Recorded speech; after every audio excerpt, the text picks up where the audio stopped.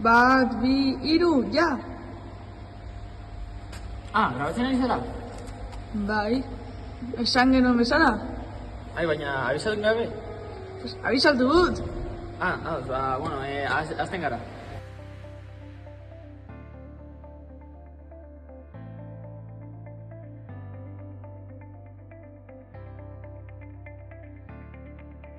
Garrantzitsuena da gure proiektuan ekosistema desberdinak erabili ditugula.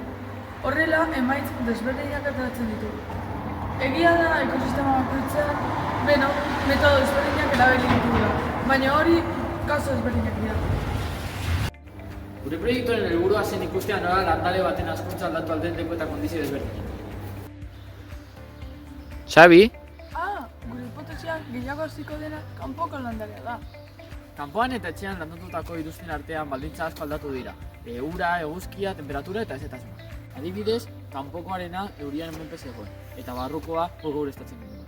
Konkretuki, 6 iruzta landatu ditugu. 2 balkoian, beste 2 taperrean eta beste 2 kastolan. Balkoikoa da gehien hasi dena. Ondorioz, uste dugu, balkoikoa gehiago hasi dela, abantaila artifizial eta naturalak izan dituela. Azkenik, gure proiektua bi ODS-ekin batera dago. Lehorreko bizitza eta ekosistemaren klima. Hauek oso garrantzitsuak dira gure bizitza horrela jarraitzeko. Eta hau izan da dena, espero du gustatu izana eta hurrengora arte.